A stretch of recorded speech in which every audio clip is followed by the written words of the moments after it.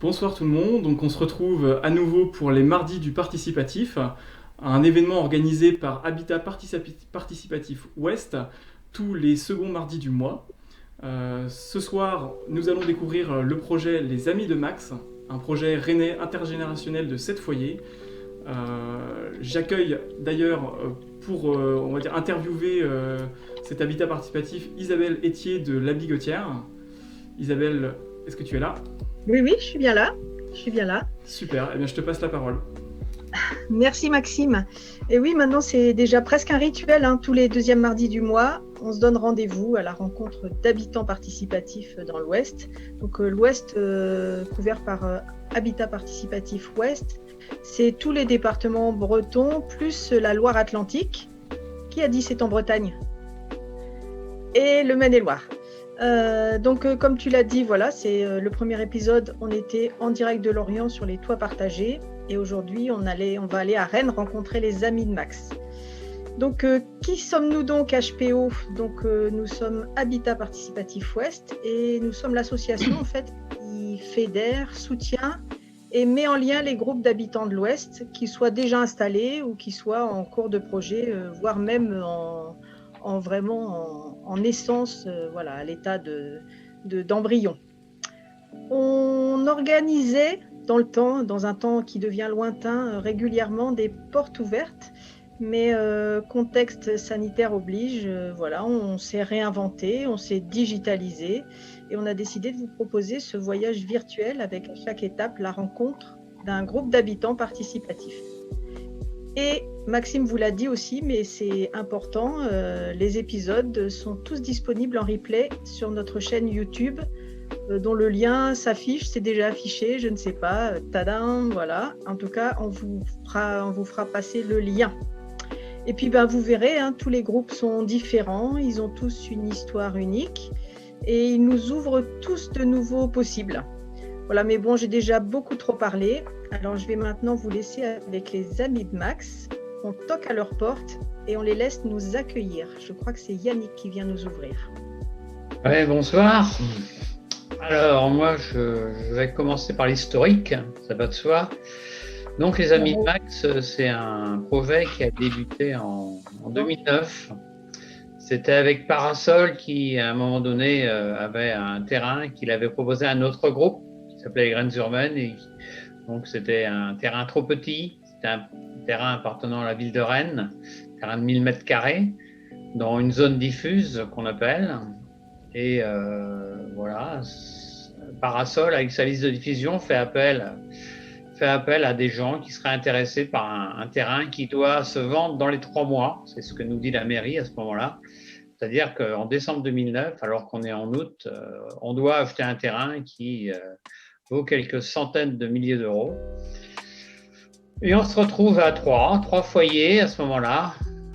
Et à la Ville en Chantier, c'est un bar associatif qui a depuis disparu malheureusement.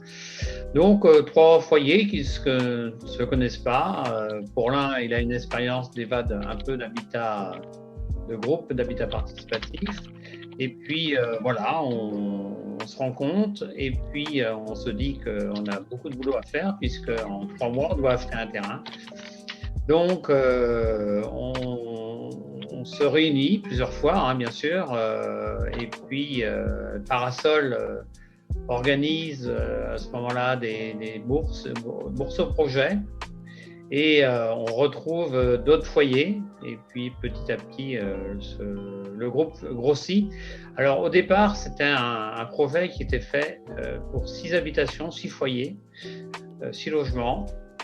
Et puis en négociant avec la ville de Rennes, on arrivera à avoir un 7e. Donc le projet, il est sur un terrain qui est pollué, construit, enfin squatté, et donc les négociations avec la ville de Rennes sont un peu compliquées, hein, puisque si la ville dit que le terrain doit être acheté dans les 3 mois, on ne l'achètera qu'en 2015. Donc on mettra à peu près 6 ans à acheter un terrain. Donc, parce que entre le groupe qui s'est formé de 7 foyers, qui a mis plusieurs années, hein, comme tous les projets d'habitat participatif, évidemment, il y a des foyers qui arrivent, qui repartent parce qu'ils trouvent que le projet est trop long. Et nous, on aura mis 9 ans à construire notre projet. Donc, c'est vrai qu'on a eu pendant un certain temps, les premières années, des foyers qui sont venus et repartis. Mais tout ça fait que, bon, on a aussi essayé on a eu des architectes qui, à un moment donné, nous ont quittés parce que je pense que le projet était trop long aussi pour eux. Et puis, finalement, on arrivait à un moment donné à fédérer un groupe de 7 foyers en 2014. Les derniers sont arrivés en 2014. Et là, on avait un architecte qui parmi les foyers. Et on a pu vraiment démarrer à ce moment-là le projet Max Vacom. Alors, pourquoi Max Vacom, les amis de Max, c'est tout simplement parce qu'on habite rue Max Vacom. Donc, on n'a pas été chercher très loin pour le nom. Vous voyez sur l'image le terrain qui est en plein centre de la photo. Donc, c'est un terrain de 1000 m² qui était une zone inoccupée depuis des décennies et des décennies. C'était une ancienne entreprise. Et donc, la complexité de ce terrain-là, c'est qu'il était pollué. Donc, et construit. Donc, on a hésité pendant un instant aussi à savoir si on se faisait accompagner par un promoteur. Et puis, avec des allers-retours nombreux et variés, eh bien, on a choisi l'autopromotion. Parce qu'on voulait, dès le départ, quand on a fait notre charte en 2009-2010, on voulait un bâtiment en ossature bois à énergie passive. Et que voilà, c'était peut-être plus compliqué avec un promoteur de réaliser ce qu'on voulait vraiment, et on y tenait vraiment mordicus, quoi. Donc on a eu cette hésitation qui nous a traîné pendant un certain nombre de mois, voire d'années, c'est-à-dire que voilà, on a choisi finalement l'autopromotion. Alors, on a créé une SCIA, Bruno en parlera et Isabelle aussi, je pense, à un moment donné, une société civile immobilière d'attribution, le 13 juillet 2015, soit 6 ans après notre première rencontre. Donc, on y a mis du temps. La ville de Rennes a dépollué le terrain. Ça aussi, ça a été longtemps des négociations pour savoir qui allait dépolluer le terrain, qui allait déconstruire. C'était des coûts pour nous qui étaient très importants. Donc, et puis, il y avait le coût du terrain aussi qui rentrait en ligne de compte, qui était bien trop élevé pour qu'on puisse l'acheter tout simplement. Donc, voilà, on a tout de même fait ce projet. En septembre 2016, on a, dans le cadre du projet Bâtiment Performant, lancé par l'ADEME et le Conseil régional, notre projet a reçu un soutien financier. Et là, je pense qu'Hervé et Bruno en parleront aussi. Le permis de construire a été accordé le 29 mars 2016. Et puis, voilà, c'est le Crédit Mutuel qui nous a permis d'avoir les prêts. Et puis, début 2017, septembre 2017, les travaux ont pu commencer. Donc, étant donné qu'on était en autopromotion, nous assumions tout. On avait donné une maîtrise d'œuvre à notre architecte. Voilà. Là, on voit sur les photos le logement qui était encore sur le terrain, et puis le hangar dont on a gardé la moitié. Et vous verrez plus de photos ensuite. Voilà. Donc, au final, début septembre 2017, on commence les travaux et on aménage les 7 foyers entre août et septembre 2018. Donc, on a mis 1 an de travaux, ce qui a été très rapide. Et depuis, on y vit bien. C'est un beau bâtiment. Et puis, je pense que s'il faut résumer toute cette longueur, c'est qu'effectivement, on a eu le souci du terrain. Par rapport à beaucoup de projets, c'est qu'on a toujours eu que ce seul terrain comme objectif de construction, alors que certains groupes mettent énormément de temps à trouver un terrain. Nous, c'est le terrain qui nous a réunis et on peut dire que les 7 foyers qui sont maintenant sur le projet ne se connaissaient pas du tout et c'est le terrain qui les a réunis en quelque sorte. Voilà. Alors, bien sûr, des milliers de mails, hein, des centaines de réunions pour, voilà, toujours, et encore des réunions tous les 15 jours, hein, puisqu'on a encore des choses à faire. Et puis, le vivre ensemble, ça aussi, ça s'organise. Donc, à un moment donné, il faut toujours continuer les réunions. Et c'est aussi un des intérêts premiers de l'habitat participatif. Donc moi, je ne vais pas être plus long, hein, c'était un historique assez bref. Voilà, je vais laisser la parole à Hervé qui va plutôt parler de la structure bois, de l'habitat passif. Voilà. Bien, bonjour à tous. Vous m'entendez? C'est bon? Très bien, très bien. Ok. Donc, Hervé Boivin, je suis l'un des cohabitants de ce projet. Je vais vous dire quelques mots de la structure du bâtiment, de ses performances. On vous montrera une petite vidéo de la construction qui a été réalisée par Renaud Munch, l'architecte du projet. Alors, c'est une petite vidéo montage, hein, fabrication maison. On est donc sur un bâtiment d'une trentaine de mètres de longueur. On est en R+2, un rez-de-chaussée, plus 2 niveaux au-dessus. On a une enveloppe à ossature bois avec une partie des bois qui sont issus de la Bretagne, transformés en Bretagne. Et l'isolation de l'enveloppe est réalisée avec de la fibre de bois. Ensuite, les planchers sont également en bois, plancher solivage classique, avec une chape béton pour apporter un petit peu d'inertie et puis améliorer l'acoustique.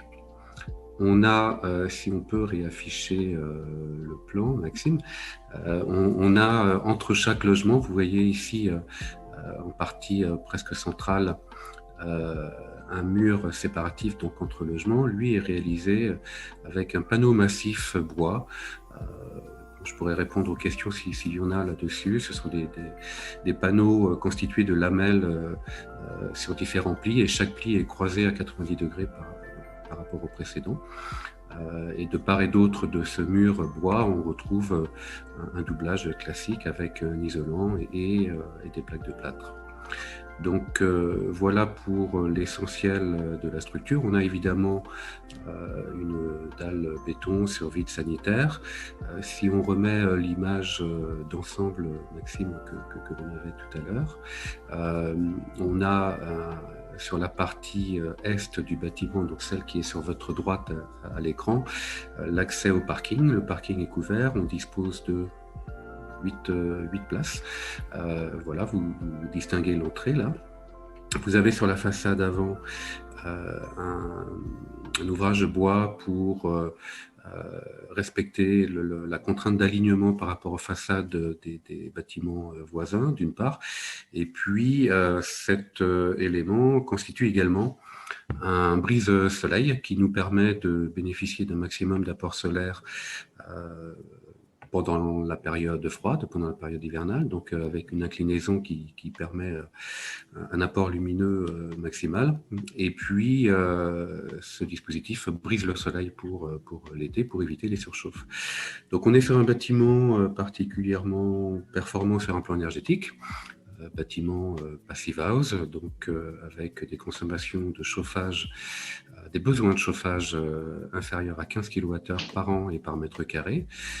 Pour donner une petite idée, c'est 2 à 3 fois plus performant que ce qui est imposé par la réglementation actuellement. Vous avez à l'écran là actuellement les consommations de chauffage relevées par chacun des logements. Chauffage et puis également les consommations pour l'électricité spécifique, télé, électroménager et autres. Et puis l'eau chaude sanitaire qui est également déduite de ces consommations. Alors à propos de l'eau chaude sanitaire, on a une fabrication d'eau chaude avec une pompe à chaleur gaz carbonique, une Aqua CO2 fabriquée à Tinténiac, au nord de Rennes. Donc c'est effectivement une pompe à chaleur, mais qui utilise un gaz carbonique et qui n'a pas d'impact, en tout cas qui a un moindre impact par rapport au fluide utilisé historiquement pour les pompes à chaleur. Le chauffage, lui, est assuré par des bouches chauffantes électriques disposées directement sur l'insufflation d'air neuf. Je n'ai pas encore parlé de la ventilation, mais la ventilation est assurée par une VMC à double flux. Donc on récupère la chaleur sur l'air extrait pour préchauffer l'air entrant, ce qui améliore le confort d'une part et puis qui réduit également les consommations d'énergie globale sur l'année. Vous avez ici à l'écran un relevé, un graphique élaboré par Bruno qui interviendra tout à l'heure. Je ne vais peut-être pas rentrer dans le détail là tout de suite, mais on y remarque donc des consommations d'énergie qui augmentent au creux de l'hiver et puis des apports solaires qui eux, diminuent à ce moment-là, effectivement. On a fait un bilan sur les 2 premières années pour l'ADEME, qui a été qui nous a apporté une aide financière pour réaliser ce bâtiment. Et les consommations sont bien inférieures à ce qui avait été prévu, ou légèrement inférieures à ce qui avait été prévu. Donc en tout cas, tout fonctionne correctement par rapport aux objectifs. Peut-être on peut lancer la petite vidéo qui vous montre la mise en œuvre de l'ensemble des éléments bois notamment. C'est une petite vidéo assez sympathique. Je vous laisse la regarder. Vous avez ici l'installation, cabane de chantier, puis les premiers éléments qui arrivent avec une grue. On a eu une difficulté particulière puisque vous distinguez des câbles électriques par-dessus lesquels on a dû passer. Mais le montage a été relativement rapide avec des éléments préfabriqués.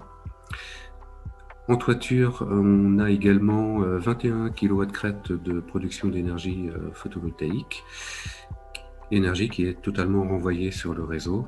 On a pas mal discuté de savoir ce qu'on ferait de cette énergie, mais économiquement, c'était plus intéressant de tout renvoyer. Et puis,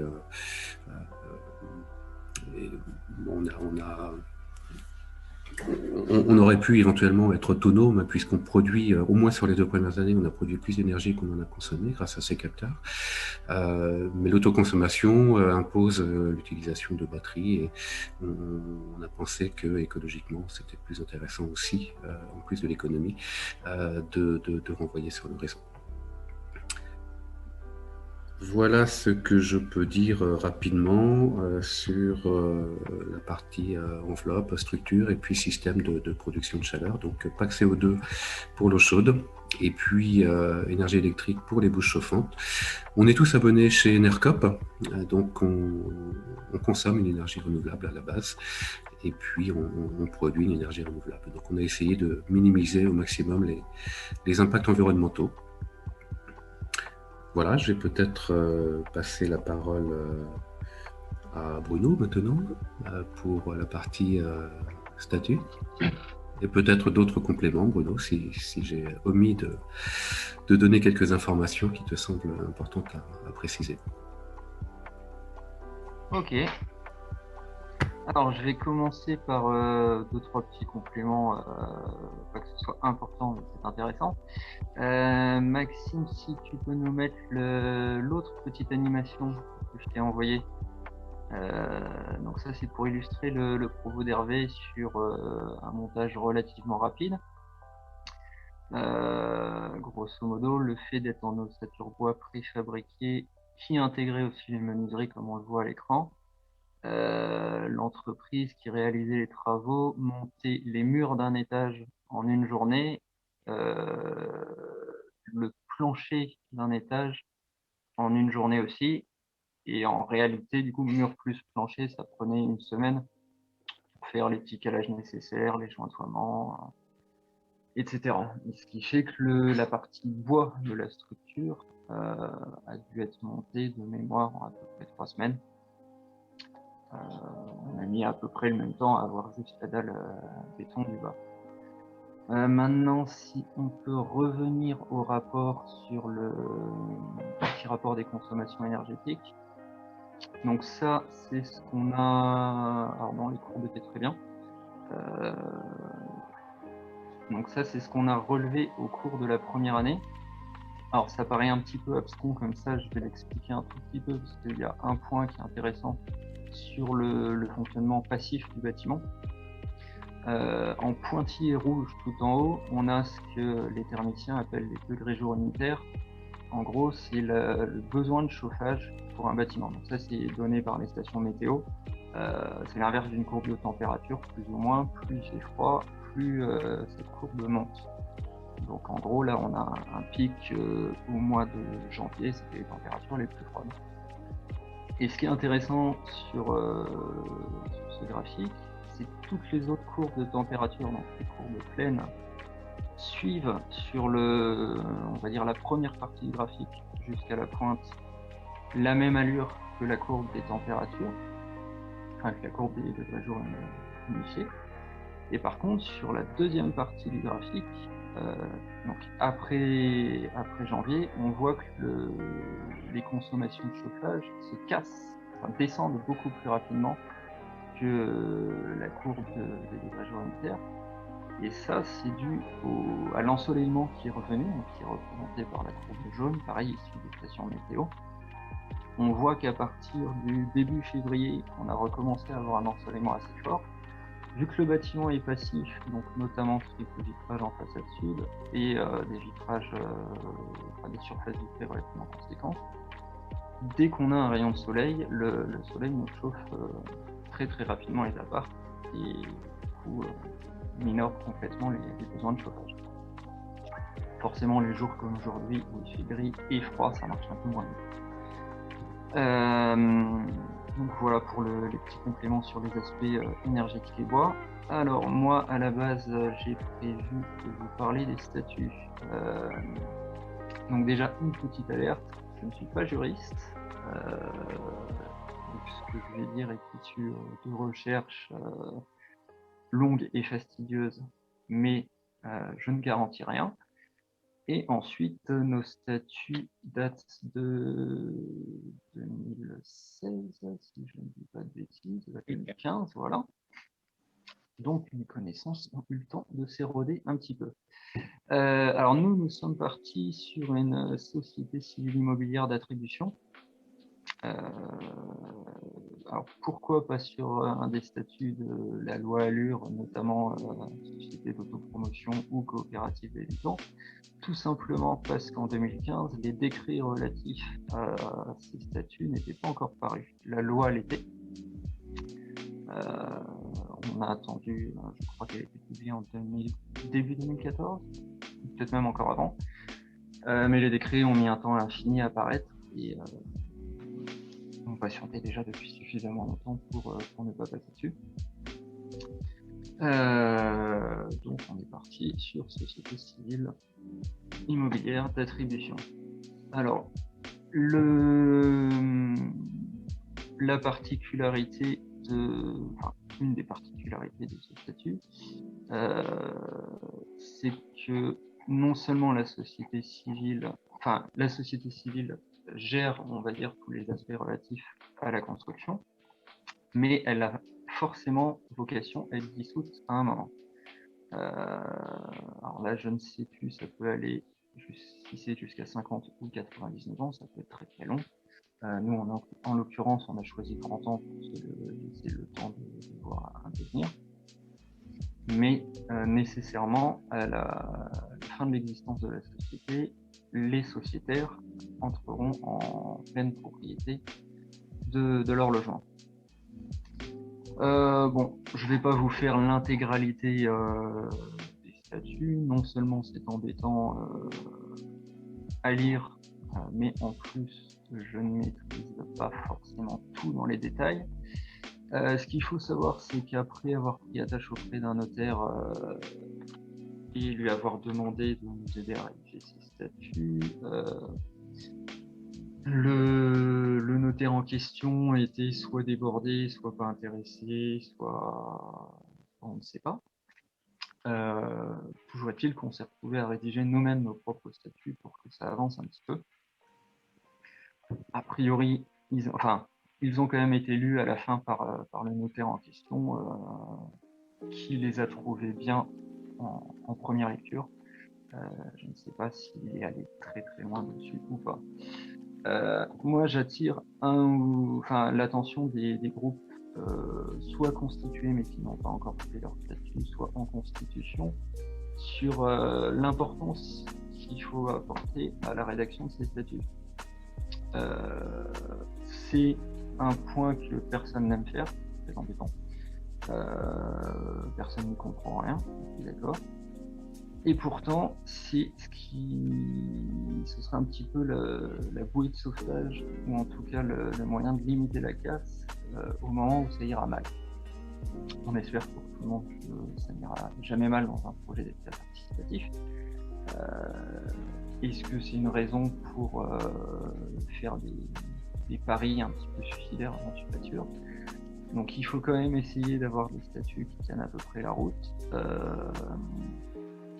Parce que le jour où il y a un gros problème, par exemple, dans la construction, ou ensuite dans la gestion de l'immeuble avec un foyer qui va respecter les règles, en cause, etc., dès qu'il y a une question judiciaire qui viendra, le premier document qui sera ouvert, ce sera les statuts.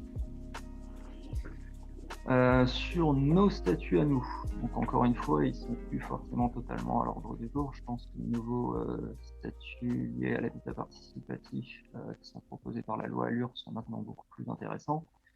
Moi, j'avais quelques points d'attention. Je pense qu'on va quand même retrouver plus ou moins ce genre de questionnement sur les nouveaux statuts possibles. Il y a la définition de l'objet de la société. Donc en page 2. Là, je vais balayer à peu près tout ce qui est surligné, Maxime. Assez rapidement, je pense. Il y a l'objet de la société. Alors, pour le coup, on n'est pas forcément le meilleur exemple du monde, ça aurait pu être encore mieux rédigé. Il faut vraiment que la société répertorie tout ce à quoi elle va servir. Si jamais elle ne le répertorie pas, et qu'elle fait des actions à propos de quelque chose qu'elle n'a pas répertorié, toutes ces actions-là ne seront pas forcément valides juridiquement. Pour plein de choses, ça n'a aucune conséquence. Pour tout ce qui peut porter sur des questions de responsabilité, de sécurité ou financière, ça peut en avoir un peu plus. Donc nous, il y avait notamment l'acquisition, la construction de l'immeuble. On a aussi rajouté dans les objets de notre société la gestion et l'entretien de l'immeuble, pour sa partie avant dissolution. Si on mettait pas ça, en gros, on était à peu près obligé de dissoudre notre société dès la fin de la construction. Dans les autres points, donc le point suivant, l'article 8, qui était important pour nous, bon ça je pense que n'importe qui vous conseillera sur des statuts liés à une construction saura le dire. C'est le fait que le capital doit être variable. C'est important, pour les ajustements. Nous, on a fait nos statuts avant les plans définitifs, avant pas mal d'ajustements, etc. Donc, la répartition des parts de société s'était faite en fonction des projections de surface d'appartement. Ça a été amené à évoluer un petit peu. Et le deuxième point important, c'est que la valeur de la société, au début, on avait défini totalement arbitrairement, c'est juste au-dessus à 10 000 €. Il va de soi que plus l'édification de notre immeuble avançait, plus la valeur de la société devait augmenter.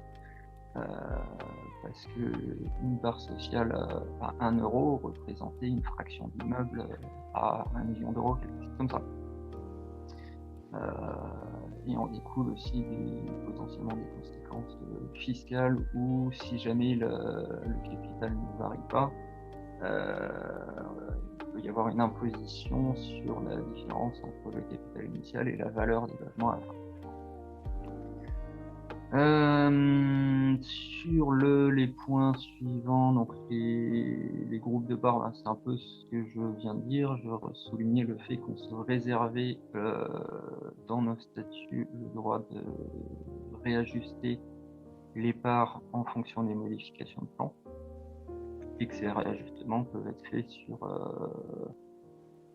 sur assemblée générale extraordinaire, et pas forcément en republiant directement les choses. Bon, je vais essayer d'aller un peu plus vite parce que je suis pas sûr que ce soit en fait ce qui passionne tout le monde, et je comprends bien.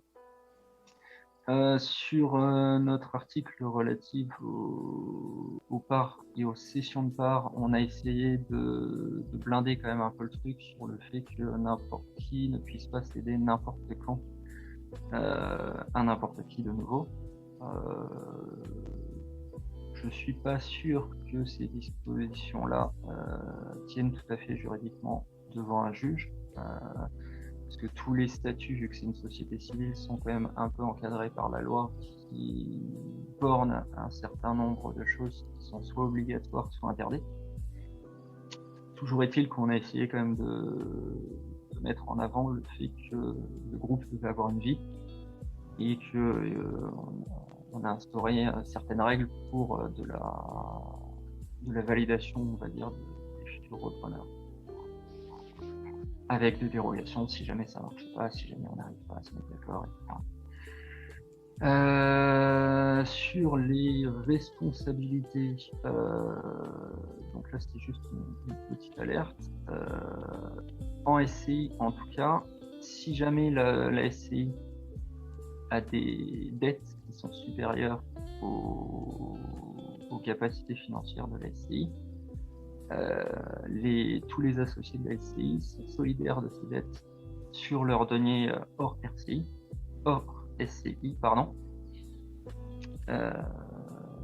sans limite.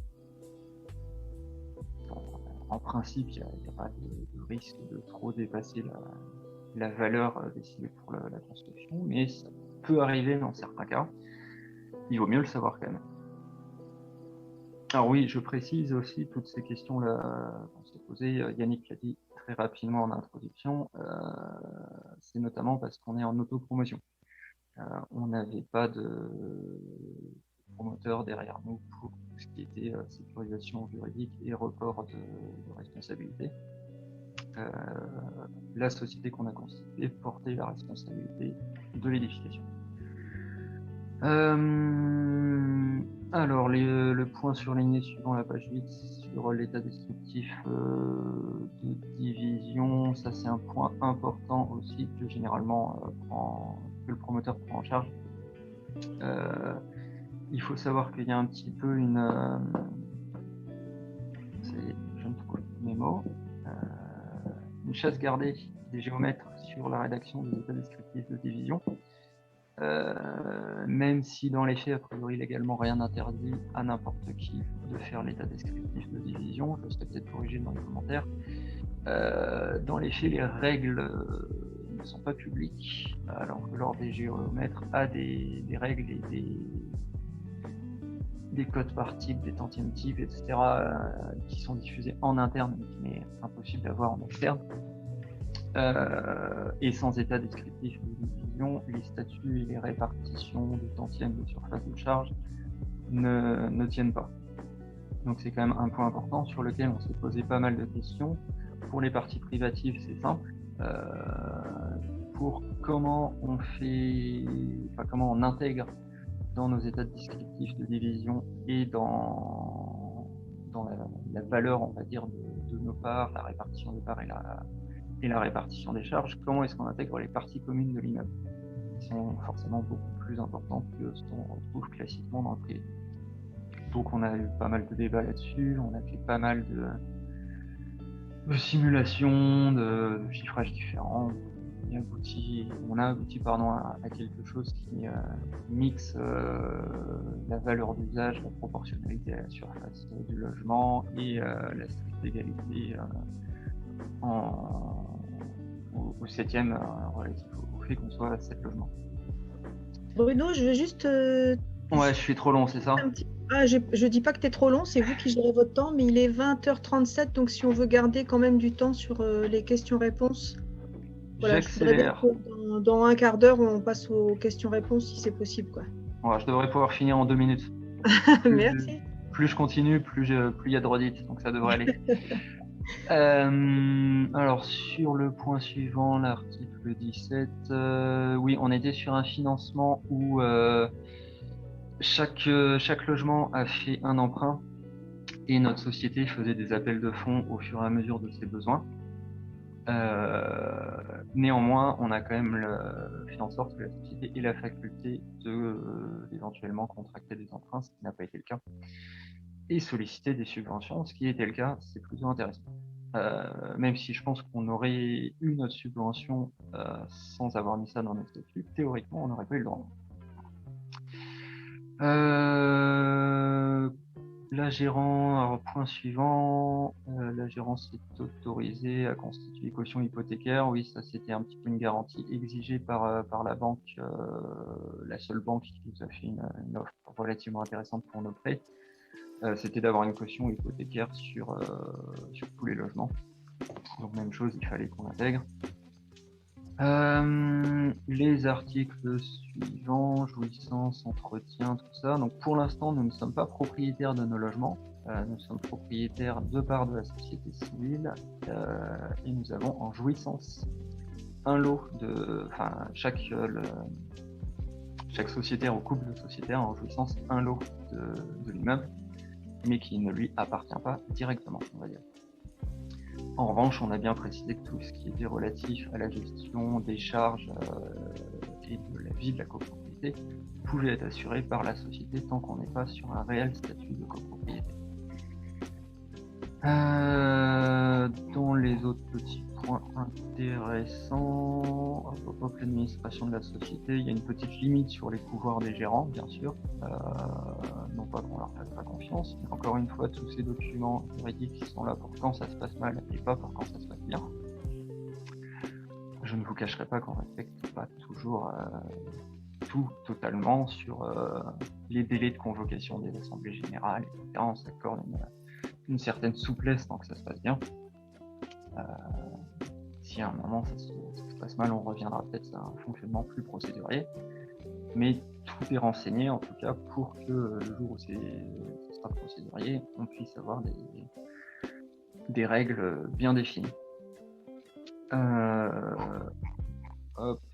Et donc le dernier point que je vais souligner, avant-dernier point, voilà, le dernier on s'en fout, c'est pas intéressant, c'est justement pour ces délais de convocation, etc.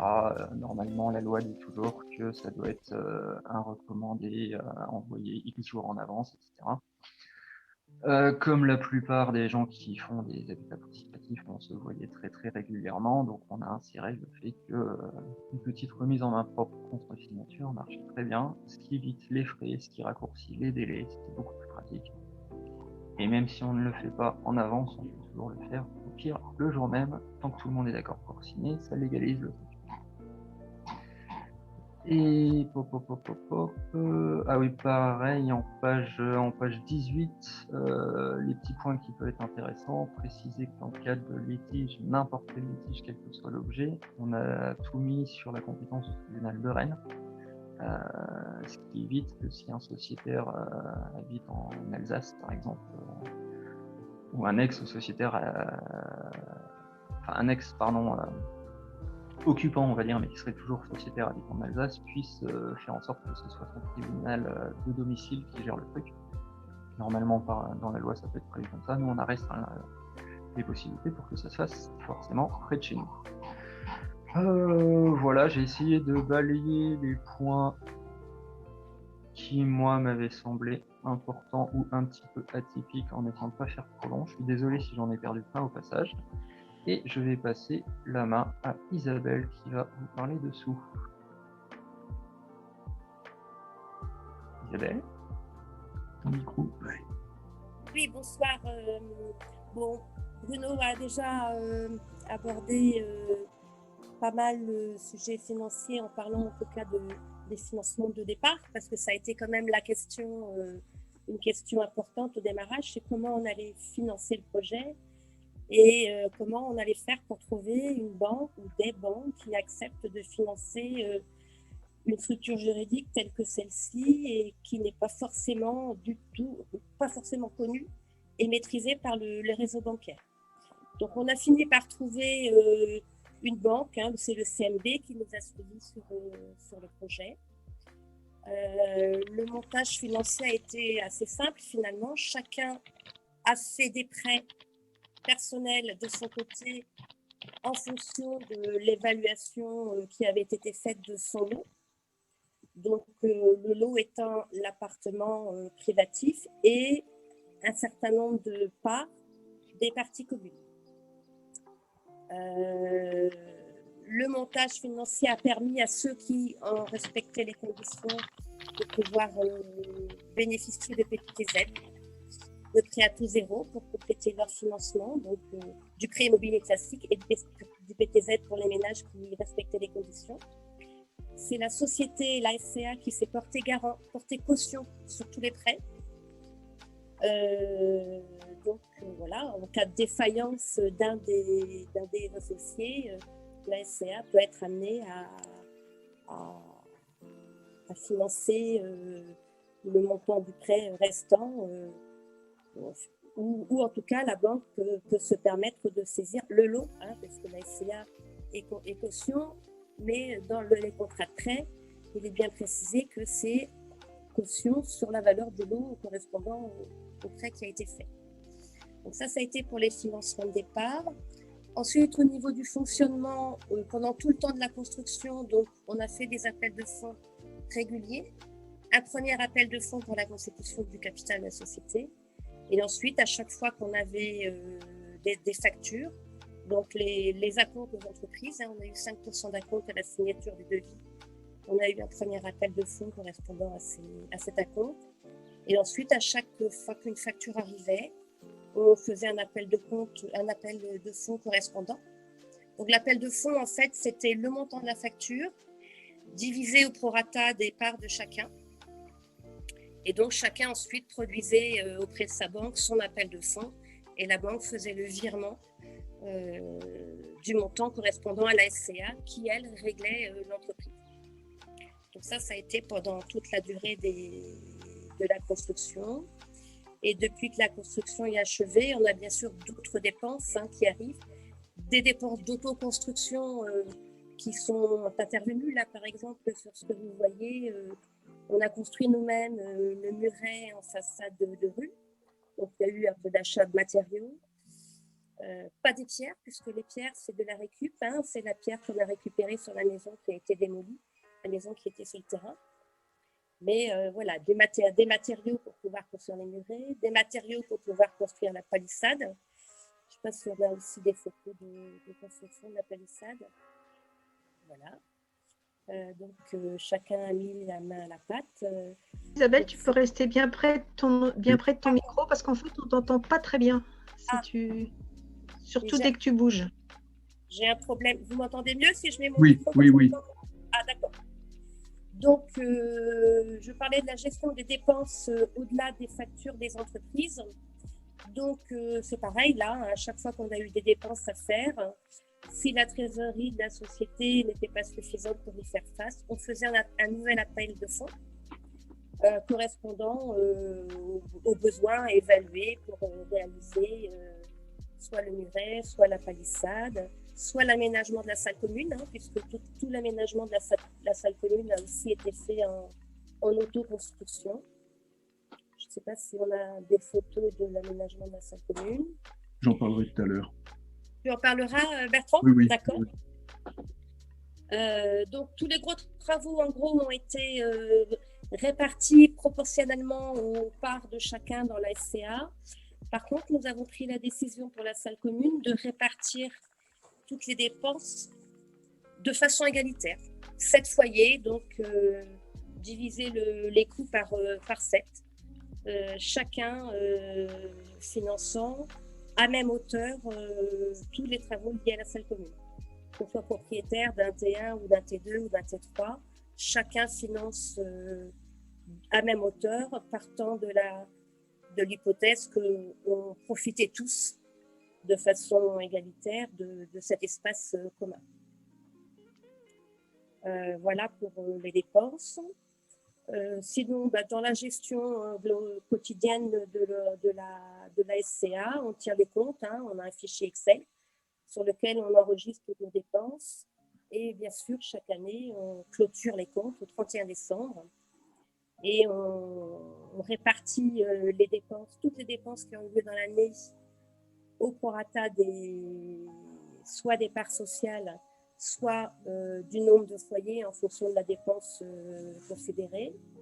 Et puis, ça nous permet de chaque année d'évaluer ou de réévaluer la valeur de chaque lot en fonction des dépenses qui ont été faites dans l'année.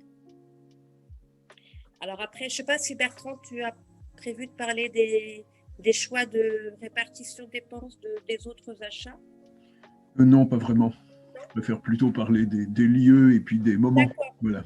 Et puis, pour les dépenses liées au jardin, c'est pareil, on a décidé de partager ça entre nous. Et puis ensuite, il y a aussi la question de la décision des dépenses à faire, notamment pour toutes les dépenses d'aménagement, qu'est-ce qu'on met comme plante dans le jardin, les dépenses d'agrément. Est-ce qu'on achète une balançoire? Est-ce qu'on achète un salon de jardin? Voilà, tout ça, ça fait partie de réunions de concertation. Et on a décidé qu'on ne s'interdisait pas d'acheter certains équipements, même si tous les foyers n'en ressentaient pas l'utilité, à condition bien sûr que personne ne s'y oppose. Voilà, c'est à peu près la façon dont on fonctionne jusque-là. Ça marche bien. On arrive à se mettre d'accord sur les dépenses qu'on souhaite faire sur l'aménagement de notre lieu de vie. Voilà, peut-être qu'il y aura des questions plus tard sur les aspects financiers. Je passe la parole à Bertrand sur les lieux de vie, justement. Oui, donc bonsoir tout le monde. Alors, je crois qu'il ne reste plus énormément de temps avant les questions, donc ne vous étonnez pas si de temps en temps je baisse un peu mon regard. C'est que pour aller vite et ne rien oublier quand même, je regarderai quelquefois mes anti-sèches. Alors, bon, la vie commune, elle commence très tôt parce que la conception et la phase de construction, c'était déjà de la vie commune et pas qu'un peu. Ça, je crois que Yannick l'a très bien montré dans son historique. Pour moi qui n'étais pas là dès le début, ça n'a peut-être pas été des centaines de réunions, mais beaucoup de dizaines. Réunions hebdomadaires pendant toute la période qui a précédé la livraison. Et avec l'autopromotion, ça signifiait des décisions importantes et parfois difficiles à prendre, allant du choix des entreprises au suivi de chantier. Et il y a eu quelquefois des décisions qui ont obligé à des discussions. Je prends un exemple de quelque chose, c'est que le moment où il a fallu qu'on abandonne l'idée d'une isolation paille pour passer à une isolation laine de bois pour des raisons principalement de coût, ça ne faisait pas évidemment plaisir à tout le monde, mais ça fait partie des choses qui se sont résolues dans la discussion. Et puis, alors, je dois dire que pour quelqu'un comme moi qui n'avait absolument aucune compétence dans le domaine de la construction, participer à un groupe qui avait choisi l'autopromotion, c'était l'occasion vraiment d'apprendre une quantité assez extraordinaire de choses, quoi. Alors bon, pour passer à la phase d'après-construction, la vie commune, ce sont d'abord des lieux, puis aussi des objets partagés. Alors les lieux, j'ai vu que dans le chat, certains d'entre les intervenants là ont déjà précisé des choses. Il y a la micro-buanderie, comme l'appelait Bruno. Mais il y a aussi tout bêtement les coursives. Bon, les coursives, ça a l'air de rien, mais en réalité, ça se voit très bien sur cette image. Chacun y met quelquefois des objets qui peuvent être partagés par d'autres. Ça peut être des livres, ça peut être des revues pour aider ceux qui connaissent absolument rien au jardinage à se mettre dans le coup. Ça peut être tout bêtement, je ne sais pas, les filtres pour nos VMC, etc. Et puis, le parking, le garage, ça n'a pas l'air d'être un magnifique lieu partagé, mais c'est quand même le lieu où on a pu installer je crois qu'il y a une quinzaine de vélos, ce qui permet d'avoir, ce qui est un peu plus que le nombre d'habitants. Donc, il y a des vélos qui peuvent être partagés. Des voitures sont quelquefois de façon assez intermittente, puisqu'on est chacun propriétaire de notre véhicule, mais peuvent être quand même partagées. Voilà. Et puis, j'allais oublier qu'il y a un atelier. Le jardin, il en a été question, mais le jardin, c'est aussi son poulailler, depuis pas très longtemps. Et puis, bien sûr, le point important, c'est la salle commune, avec ses 50 mètres carrés, comme ça a été dit il y a un instant, avec son coin cuisine, avec un coin douche-WC, et à l'étage, un espace qui peut permettre un hébergement si des amis doivent rester la nuit. Bon, c'est un hébergement encore tout à fait rudimentaire, hein, il n'y a pas grand-chose d'autre qu'un lit, disons. Voilà. Et puis bon, les lieux, c'est une chose, mais grâce à ces lieux, ce sont aussi des moments partagés. Alors les moments partagés, je crois que ça s'est vu dans toute une série d'images qui sont passées tout à l'heure, jusqu'à maintenant et encore pour quelque temps, beaucoup de moments partagés sont des moments de chantier et pas encore d'usage des communs. Hein. Il y avait, comme ça a été dit, beaucoup de choses qui restaient en autoconstruction. Et je dois dire qu'il n'y a rien de tel pour s'apprécier puis apprendre de ceux qui sont plus compétents que moi en particulier. Alors ça a pu être de la maçonnerie avec le muret, début 2019. Ça peut être la menuiserie avec la palissade. Il y a eu beaucoup de terrassements pour aménager le jardin. Ce qui fait que les premières plantations n'ont pu être faites qu'au printemps 2020. Donc tout ça, c'est des moments où rarement tout le monde ensemble, mais toujours une équipe de plusieurs d'entre nous travaillent ensemble, apprennent à s'apprécier, et voilà. Bon, puis le point vraiment important, c'est effectivement l'aménagement de la salle commune, puisqu'il y avait simplement la structure, avec évidemment les menuiseries extérieures, des doubles vitrages, mais il y avait à faire tout l'habillage, l'isolation interne. Et quand vous voyez le toit en pente là-dessus, imaginez que placer des épaisseurs de 20 cm de panneaux de laine de bois au-dessus de soi, c'est pas absolument évident. Et heureusement qu'il y avait des gens pas capables d'aider à échafauder, à tassoter, etc. Voilà. Puis une fois placé l'isolant, c'était les panneaux d'OSB ou le placo à peindre. Tiens, à propos de peinture, j'oubliais que nos coursives, il n'y a pas tellement longtemps qu'on a enfin pu peindre les parties placo. Hein. Voilà. Et puis une grande réussite, c'est que, je crois que ça date d'avril dernier, on a pu enfin poser un beau parquet de chêne dans notre salle commune. Donc voilà, tout ça, ça a été des beaux moments partagés. Et évidemment, les moments partagés, c'est pas seulement les chantiers. Et bon, déjà lors des réunions donc très sérieuses, y compris dans la phase de construction, hein, c'était quand même bien rare qu'il n'y ait pas quelques grignotages et un coup à boire. Puis, bien entendu, on le voit là, il y a des apéros partagés, il y a des repas partagés.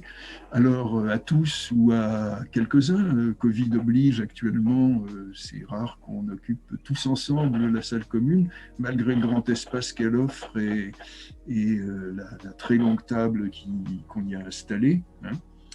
Voilà. Alors, les usages de la salle commune, ils vont maintenant pouvoir se développer. Entre nous, bien sûr, mais aussi pour des amis, pour des proches, pour des voisins.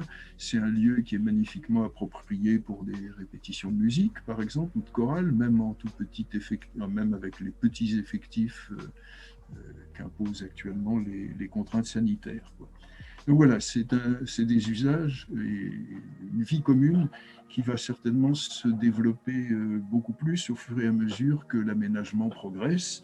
Hein, la salle commune est déjà équipée d'un piano, d'une chaîne audio, mais il n'y a pas encore, par exemple, le coin vidéo qui nous permettrait de voir ensemble des films, voilà, par exemple.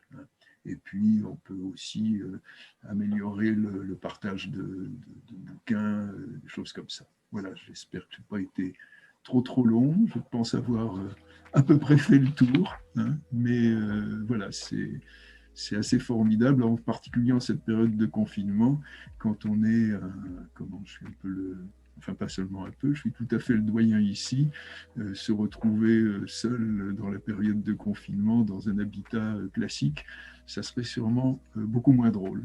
Voilà. Merci Bertrand. Merci à tous d'ailleurs, Yannick, Hervé, Bruno, Isabelle. On va passer à la phase de questions-réponses. Alors, il y a déjà eu pas mal de questions sur le chat. Je crois qu'elles ont toutes été répondues. Par contre, pour autant que les questions un peu précises, on ne va pas forcément revenir dessus. Par contre, ce serait peut-être intéressant, même si ça a déjà été posé, de revenir peut-être un peu, peut-être toi Bertrand, du coup, sur le profil, alors c'était sociologique, mais le profil des habitants, parce que je crois que vous êtes vraiment très multigénérationnel pour le coup. Ah oui, ça c'est vraiment un des bonheurs, parce que bon, il se trouve que moi je n'ai rejoint qu'en 2014 ce projet.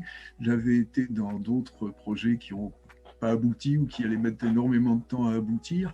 Puis bon, je n'avais pas envie d'attendre 100 ans pour me retrouver en habitat partagé. Donc attendez, pourquoi je disais ça? Ça y est. C'était sur les profils, les différents. Oui, voilà. Alors justement, c'était particulièrement épatant de tomber sur un groupe où, voilà, bon, à l'époque, c'était de 0 à 70 ans. Bon, maintenant, c'est de 4 à 76 ans. Hein. Donc, il y a effectivement, il y a un peu toutes les générations. On commence, ce n'était pas le cas au début, on est quand même maintenant déjà 2 retraités, quasi un pré-retraité, on va dire.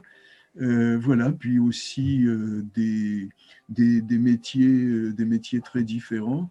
Je sais pas, même des provenances régionales très différentes. Enfin, je trouve que c'est une chance extraordinaire de se retrouver avec toutes ces mixités, hein, pour prendre le terme à la mode, quoi.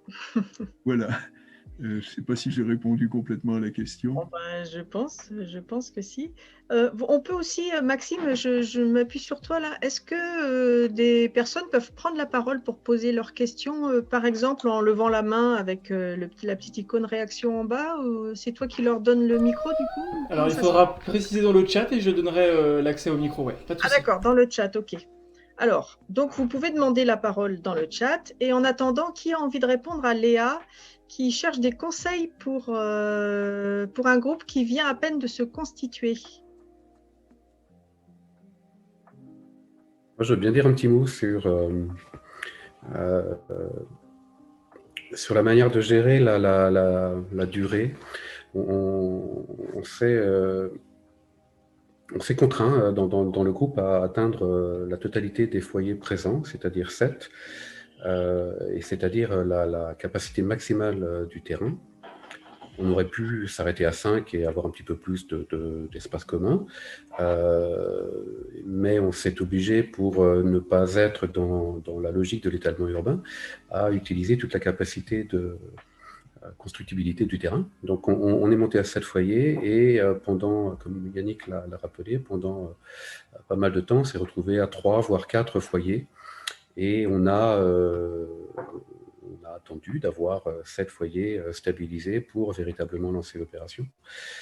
Je pense que c'est une des causes qui a fait que l'opération était aussi longue. C'est loin d'être la seule, hein, mais c'en est une. Et je pense qu'il faut fonctionner comme les promoteurs. Un promoteur qui a commercialisé plus de 50% de ces logements à construire démarre les études et s'engage véritablement. Et si le groupe en a la capacité technique, financière, je les invite à faire de même. L'architecte n'est pas avec nous ce soir, mais une des contraintes pour l'architecte, quand on a 7 logements et 7 foyers qui chacun dit je veux être au rez-de-chaussée, je veux être au premier, je veux être au deuxième, je veux une baie comme ci, je veux telle surface. L'équation pour l'architecte devient extrêmement compliquée également.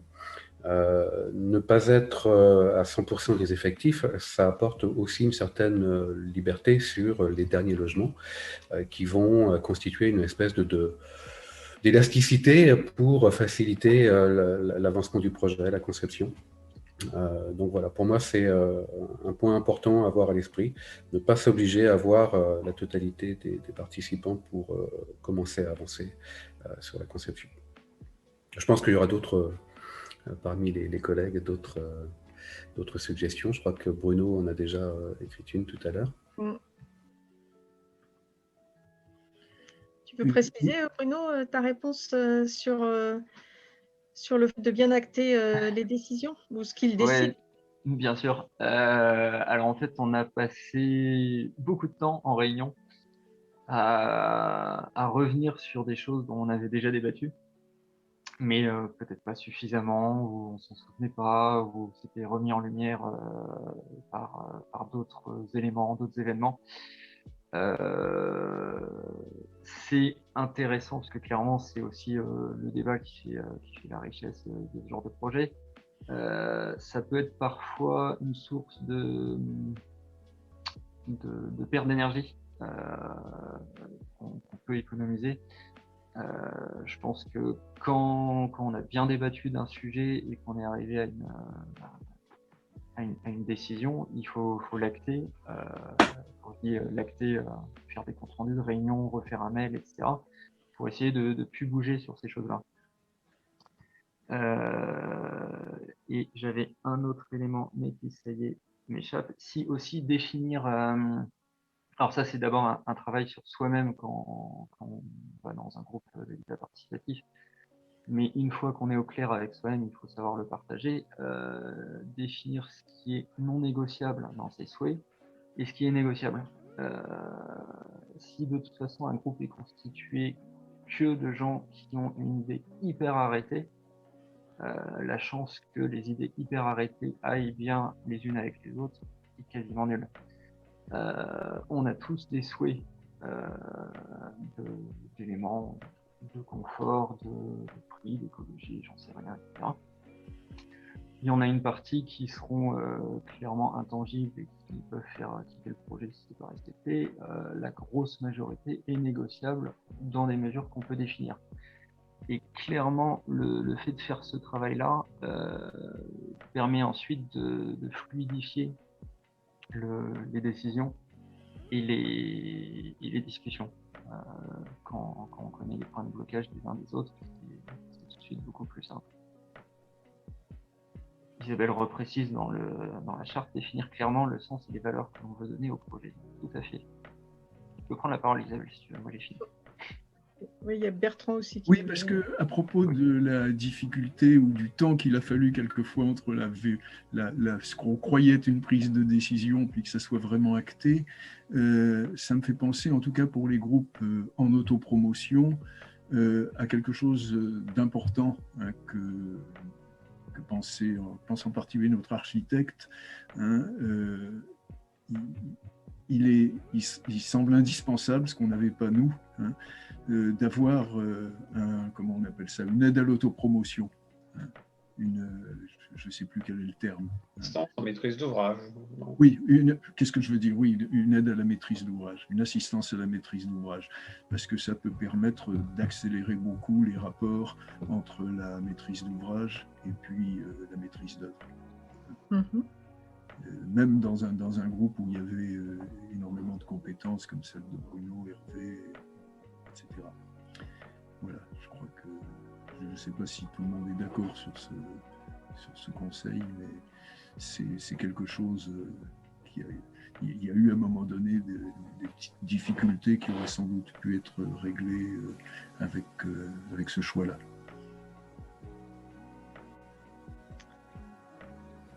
Bon, moi, j'ai indiqué en commentaire également rêver, hein, s'autoriser quelques rêves, quelques folies, tout en ayant bien à l'esprit conscience que pour des raisons économiques, pour des raisons techniques, réglementaires, ou tout simplement pour avoir l'accord, avoir le consensus au sein du groupe, il faudra tailler dans ses rêves et renoncer à une partie.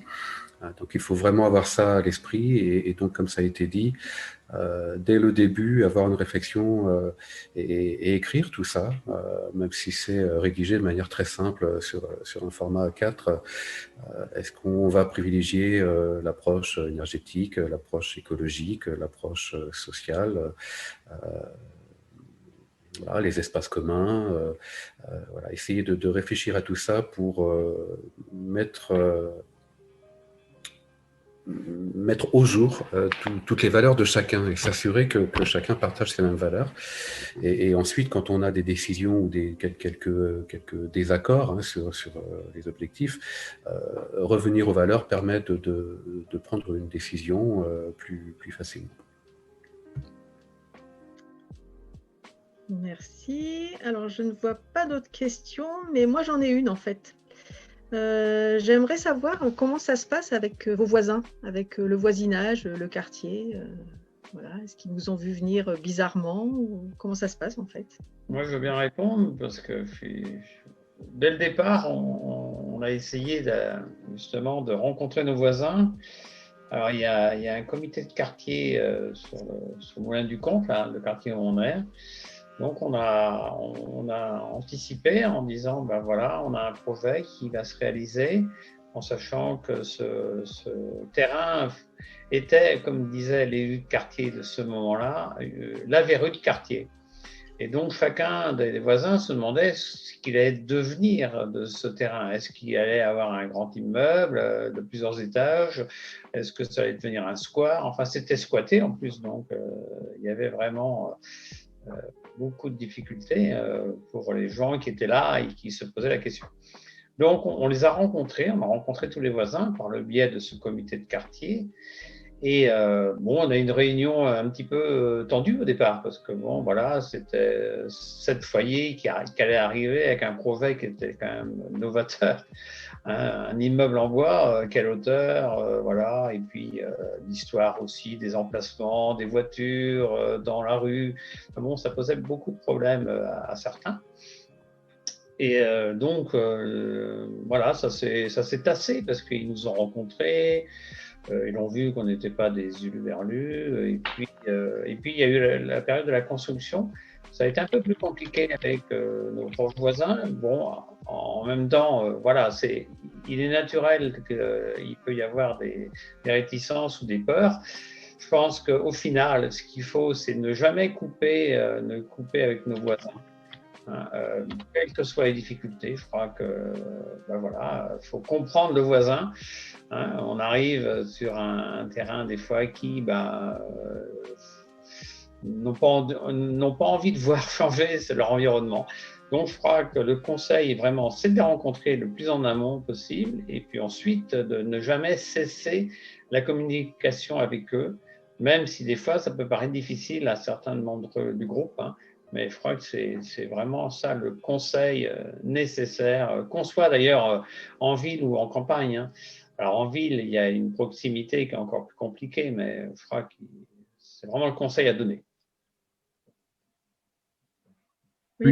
Oui, il y a peut-être un petit quelque chose qu'on peut ajouter, c'est que parmi les images qui ne sont pas passées, il y en a une où ça a été l'apéro avec les voisins, pour, je crois, fêter la pose de la première lame de bardage, si je me rappelle bien. C'est ça. Et puis, il y a un projet qui a été lancé il y a un bon moment et qui n'a pas pu avoir lieu du fait du Covid.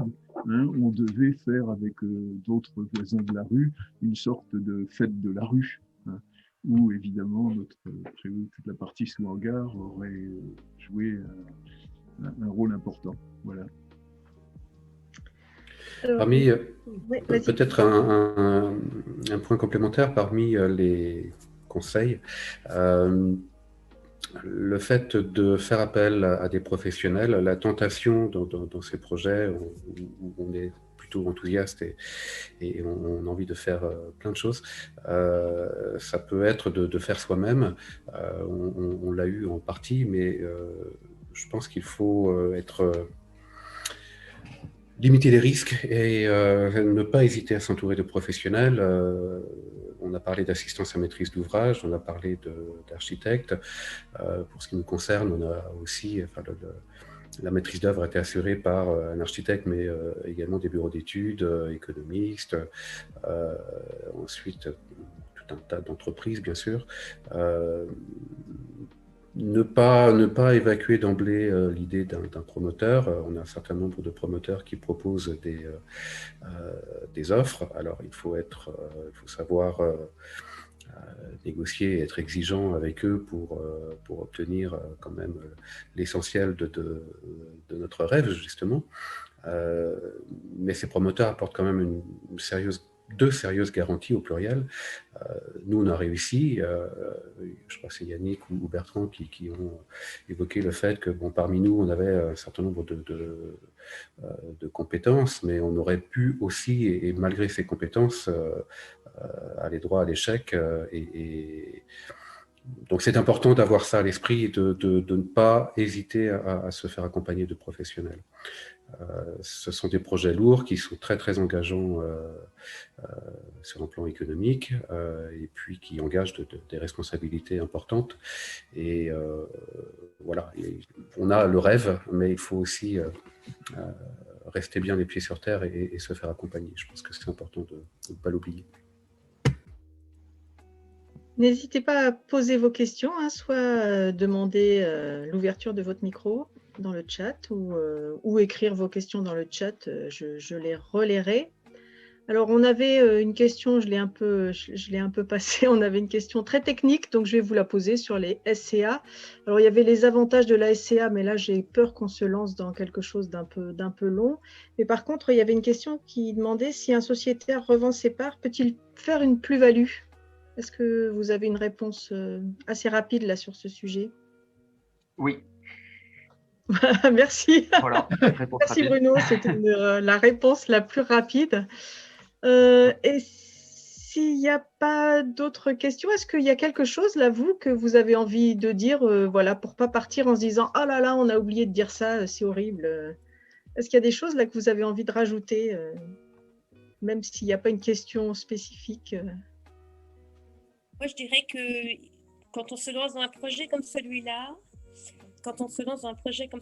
il faut avoir conscience que ça va prendre beaucoup de temps et beaucoup d'énergie et beaucoup d'investissement. Et il faut tenir sur la durée.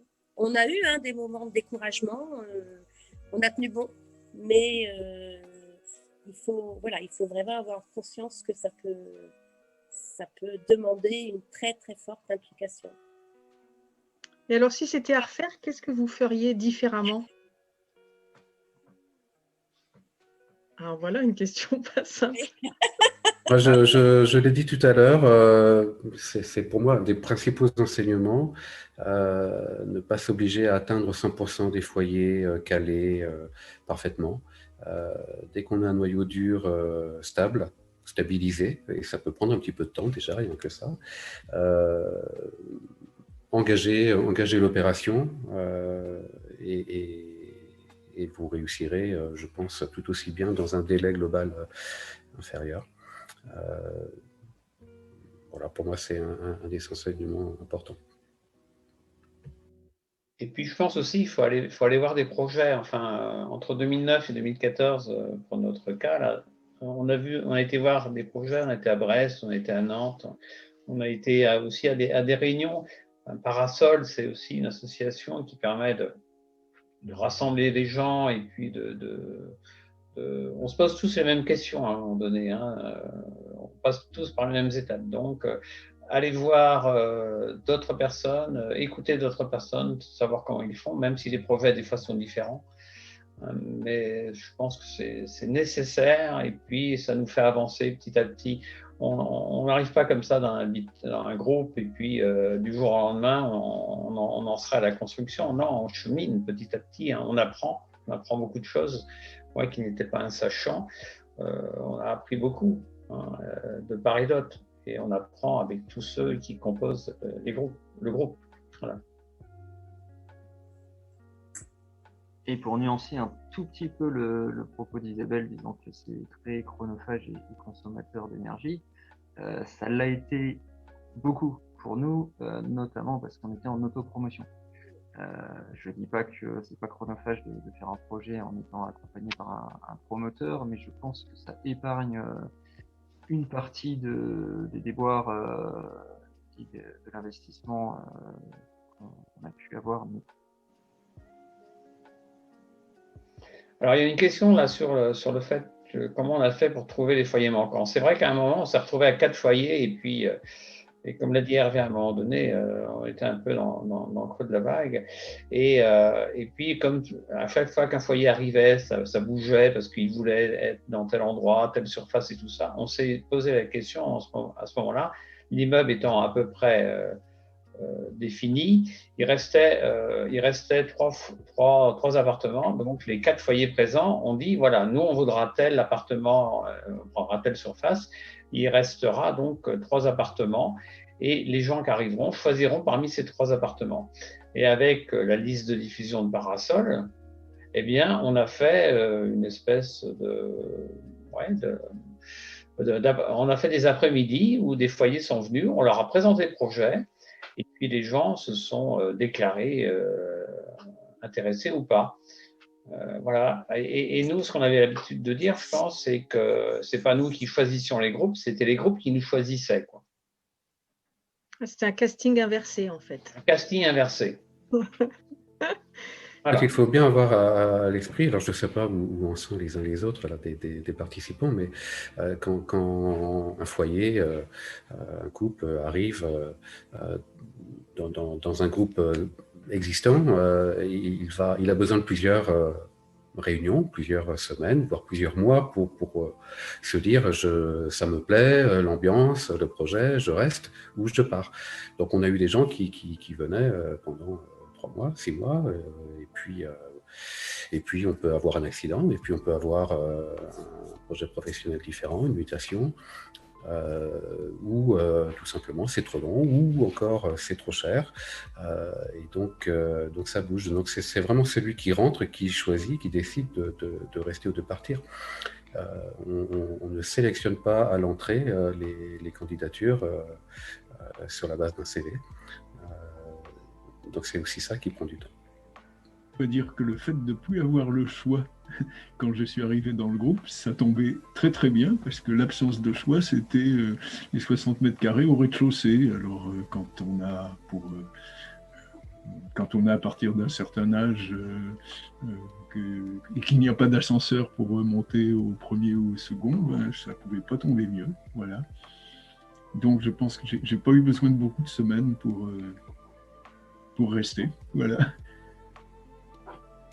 Voilà, et c'est vrai qu'il y a aussi, et c'est écrit dans les réponses, là, il y a aussi la possibilité de passer des annonces sur les sites HPF, bien sûr, ou HPO, ou les associations régionales.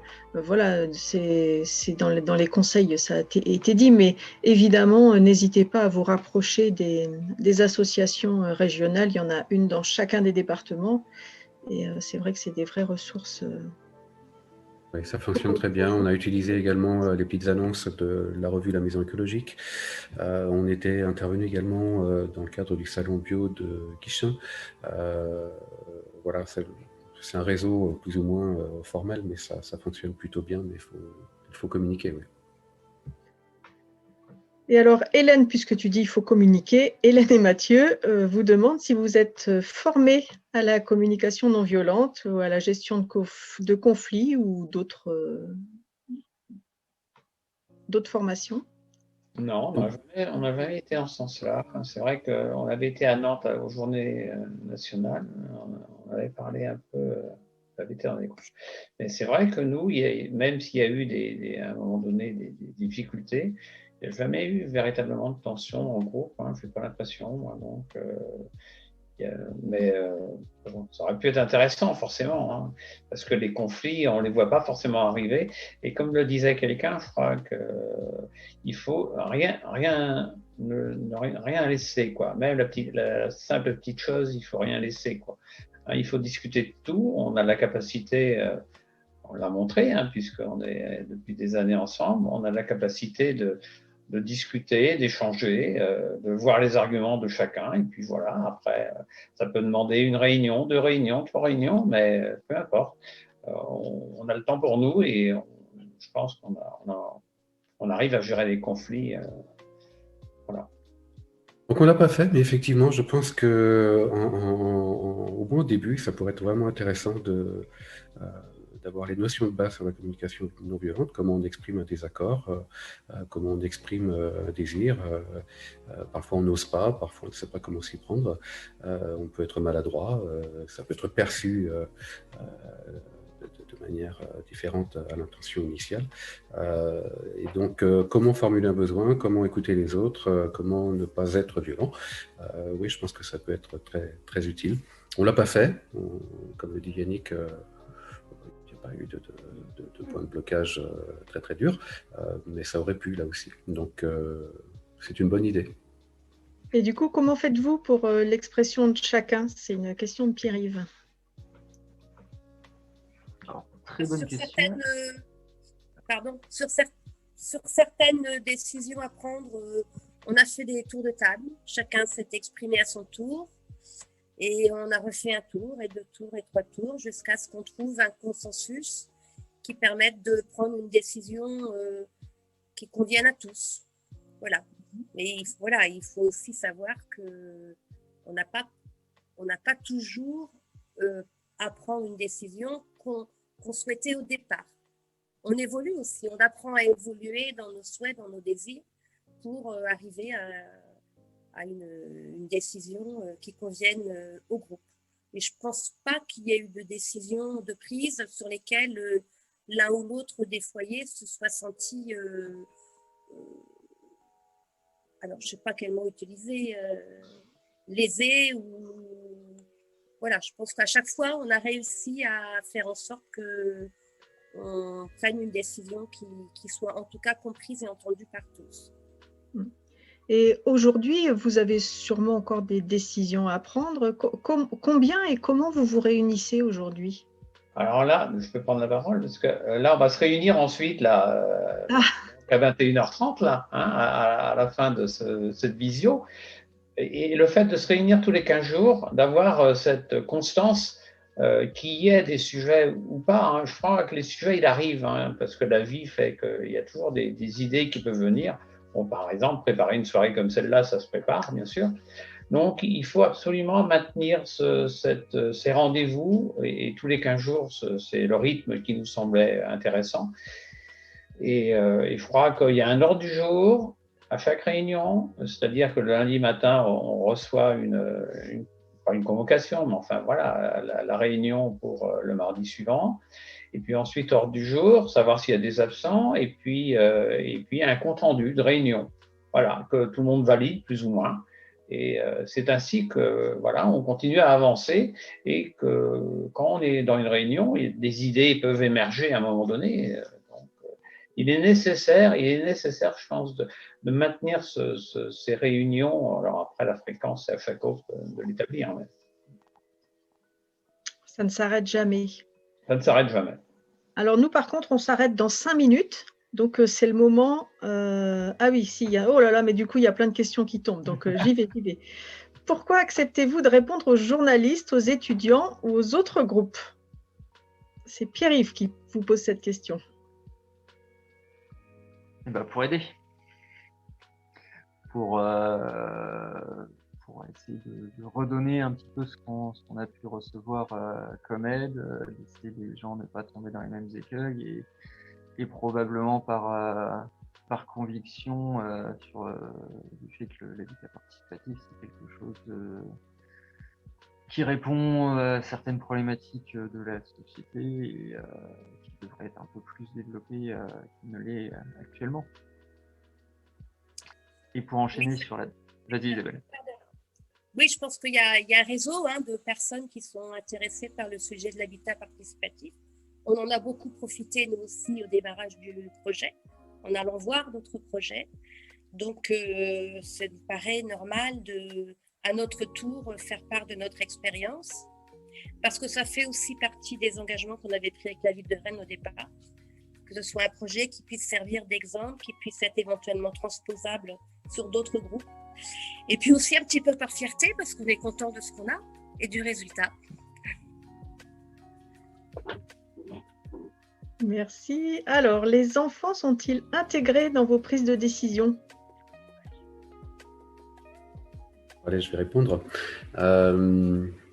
On les a associés sur la rédaction des statuts, mais la concentration n'était pas là au-delà de 5 minutes. Non, je plaisante.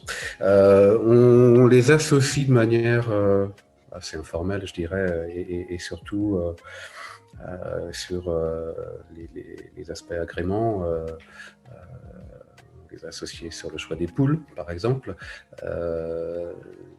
On ne l'a pas encore mis en œuvre, mais il était convenu de mettre en place un trampoline. Bon, débat, balançoire, trampoline, à quel endroit. Donc là, les enfants ont pu dire un petit peu leur point de vue. Mais bon, c'est quand même relativement rare et ça touche des choses un petit peu à la marge. Il faut dire que les enfants, en tout cas les miens, 6 et 10 ans, ils sont un peu petits quand même. Après, je ne sais pas si chez vous, Yannick, les enfants ont été associés d'une manière ou d'une autre. Non, nous, ils sont trop grands, ils ne sont plus là. Donc, ils ont entendu beaucoup parler parce qu'il était encore à la maison au tout début, mais après, donc. Mais alors, il en parle, je crois qu'il en parle aussi avec leurs amis. Hein. Maintenant, ils ont tous plus de 24 ans, 25 ans. Il en parle avec leurs amis et je pense qu'ils sont très heureux d'avoir des parents qui se sont lancés dans un projet comme ça. Et peut-être qu'un jour, eux auront envie à nouveau de créer ce genre de projet. Donc, je crois que même dans la famille, hein, c'est toujours intéressant d'en parler parce qu'il y a toujours un moment donné où ça rentre dans les têtes, quoi. Hein, et toujours pareil, c'est vrai qu'avec la ville de Rennes, on nous a dit à un moment donné, oui, c'est peut-être des bobos, enfin bon, voilà, un projet un peu trop élitiste, enfin. Et on montre que c'est possible pour beaucoup de gens. Hein. Il suffit d'avoir un peu de ténacité, un peu de volonté, et puis d'aide aussi, hein, bien sûr. Contre pour les enfants, ils sont très heureux d'avoir un espace partagé où ils peuvent facilement aller jouer, inviter les copains les copines pour l'anniversaire, discuter avec les voisins, jouer avec les voisins. Et en fait, on a un espace commun, on n'a pas d'obligation à y être. Alors parfois, on fait une petite fête, un apéro où tout le monde est invité, mais il y a aussi beaucoup de rencontres informelles et c'est très agréable. Je pense que on reproduit une espèce de petit village et moi, si mes enfants sortent pendant que je suis en train de cuisiner ou faire le ménage, je sais qu'ils vont être en sécurité à côté et qu'ils vont passer un bon moment. Et je pense aussi que même petits, ils en parlent déjà à l'école, expliquent qu'ils sont dans un habitat un peu particulier et c'est un mode de vie. Hein. Et non, c'est très chouette pour les enfants. Et oui, on arrive à la fin. Merci beaucoup. On arrive à la fin de cet épisode. Merci pour votre accueil virtuel. C'était une visite vraiment encore riche en expérience. Et je crois que donc le deuxième mardi du mois de mars, c'est le 9 mars aussi. Je crois que nous irons du côté de Saint-Nazaire. Donc, restez connectés sur les ondes ou sur nos sites. On vous donnera plus de détails, bien sûr. Et puis, on va se souhaiter une bonne fin de soirée. Et puis, peut-être on va chausser les skis demain, je ne sais pas. Mais, Et bravo aux organisateurs. Hein, c'est vraiment très réussi, je trouve. Merci à vous, en tout cas. Merci, Maxime. Ouais. Il a énormément travaillé ce soir aussi. Tu veux le mot de la fin, Yannick? Le mot de la fin, c'est que tout est possible avec de la volonté et puis du temps. Hein, laisser le temps, hein, parce qu'on a toujours l'impression que c'est très long. Mais quand on regarde en arrière, on se dit que finalement, ça n'a pas été si long que ça parce qu'on s'est tellement enrichi pendant toutes ces années. Et comme le dit Pierre-Yves, on va moins vite, mais on va beaucoup plus loin. Donc, il faut avoir ça à l'esprit. Quand on trouve le temps long, il faut avoir ça à l'esprit. Merci, on va terminer là-dessus. Bonne fin de soirée à tous et puis au prochain rendez-vous. Merci. Au revoir. Merci, au revoir. Au revoir.